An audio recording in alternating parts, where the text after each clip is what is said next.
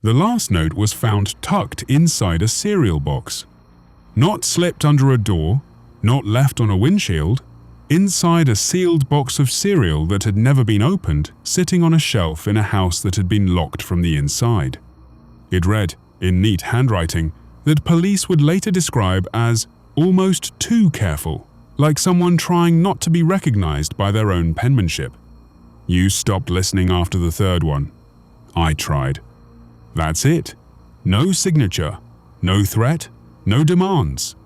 And the woman who found it, 3, 4-year-old Claire Maddox, didn't scream. She didn't call the police. She sat down on her kitchen floor, held the note against her chest, and whispered something to herself that her neighbor would hear through the open window. She said, "I know." What happened in the weeks before that moment is one of the strangest, most unsettling cases I've ever come across. And by the end of this, I think you're going to feel the same way. Claire Maddox was, by all accounts, a completely ordinary person. She was a middle school science teacher in Dayton, Ohio. She'd lived in the same rental house on Kessler Avenue for 3 years. She had a small herb garden on the porch, a cat named Ptolemy, and a standing Friday night pizza and documentary tradition she did alone by choice. Her sister described her as someone who was aggressively normal in the best possible way. She wasn't running from anything. She wasn't hiding anything. Her co-workers liked her. Her students liked her. Her landlord liked her. Nobody had anything bad to say about Claire Maddox. That's what made everything that happened so hard to explain. It started in October, the kind of October where the air goes cold fast and the leaves turn all at once, and it feels like the whole world is getting quieter. Claire had just started a new semester unit on astronomy with her 7th graders. She was, by her own account, the happiest she'd been in years. And then the first note arrived. It was a Tuesday morning. Claire found it in her mailbox, mixed in with a water bill and a grocery store flyer. It was a small piece of paper torn from a legal pad, yellow, with the faint lines still showing. The handwriting was neat, almost printed. It said, "Don't walk home on Thursday, take the bus."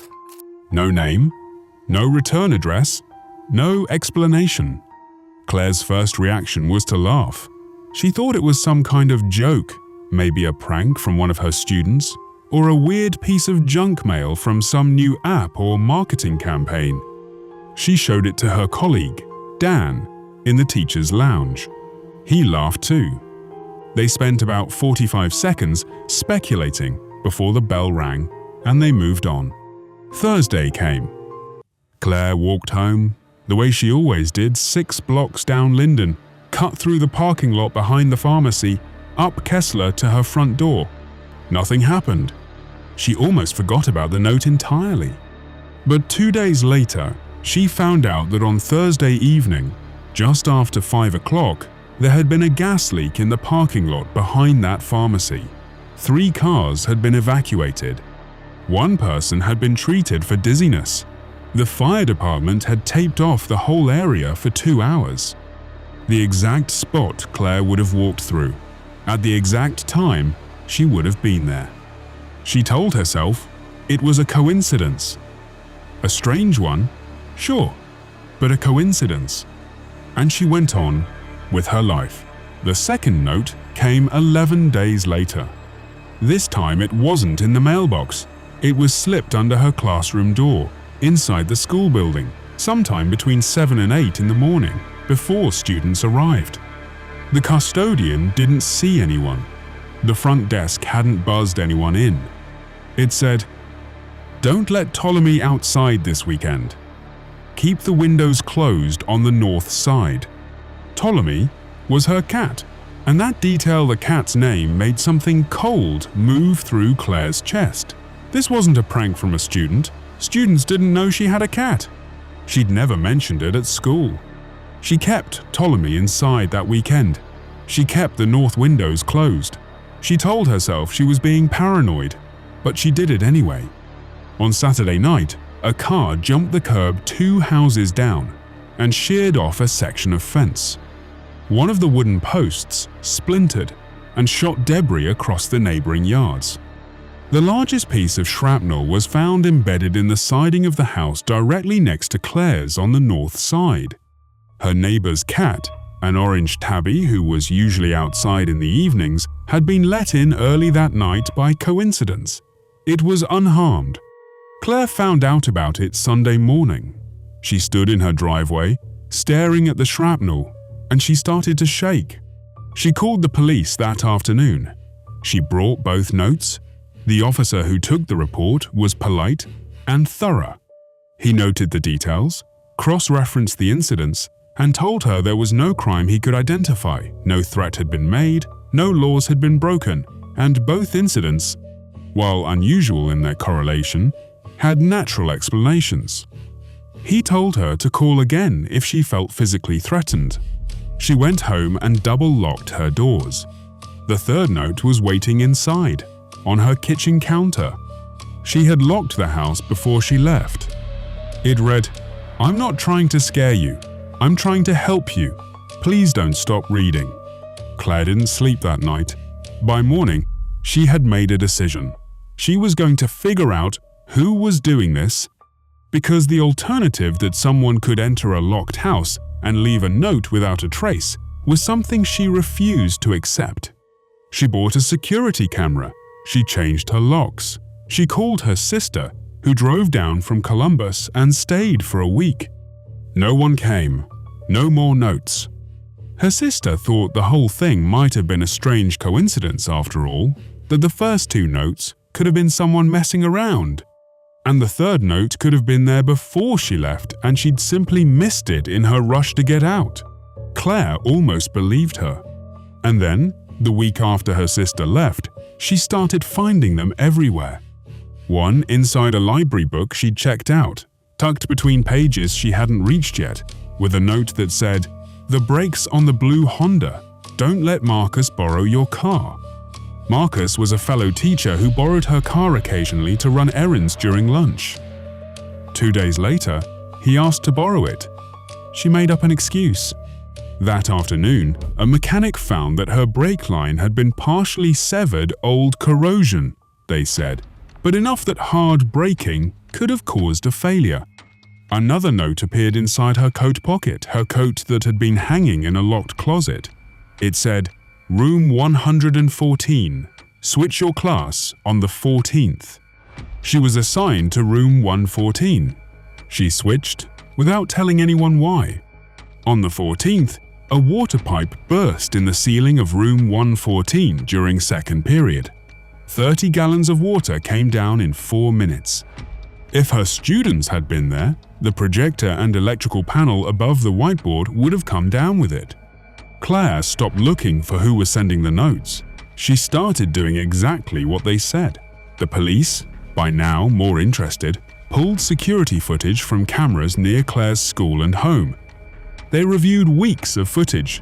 They found nothing unusual, no repeat figures, no one lurking. A detective named Solis made a different decision. Instead of looking for a person, she looked at the notes themselves. She sent them to a forensic document examiner. The result came back and Detective Solis drove to Claire's house personally to deliver it. The handwriting on every note was a match for one person, Claire Maddox. They were written in her own hand. Claire's first response was that it was impossible. She had no memory of writing any of them. But when Detective Solis laid the notes out on the kitchen table next to a sample of Claire's writing, the match was undeniable, not just the letter forms, but the pressure patterns, the ink distribution, the micro-habits in her particular way of forming the letter T. A neurologist was brought in. Claire submitted to testing. What emerged was something that had gone completely undetected. A rare form of automatism, a neurological condition in which a person can perform complex, purposeful actions while in a sleep-adjacent state. With no conscious awareness and no memory formation, she had been writing the notes to herself. But that still left the question no one could answer. How did she know? The neurologist believed that Claire's unconscious mind had been processing sensory information she'd absorbed during her day, the faint smell of gas near the pharmacy parking lot, the sound of a loose bolt on a fence post during one of her walks, the scraping noise of a corroded brake line she'd heard without registering, the sound of water pressure building in a wall. Her conscious mind had ignored all of it. Her sleeping mind had not. She had been warning herself, and she had almost not listened. Claire took a medical leave from teaching. She moved in with her sister in Columbus while she underwent treatment. She responded well. The episodes stopped. She kept the notes, all of them, in a folder in her bedside drawer. She told a reporter, in the only interview she ever gave, that she didn't find the whole experience frightening anymore. She found it sad, the idea that some part of her had been quietly screaming the whole time, and she'd spent weeks trying to figure out who the stranger was when there was no stranger. There was only her.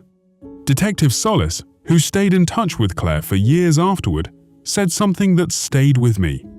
She said, "Most people spend their whole lives ignoring what they already know. Claire's brain just found a way to make her read it."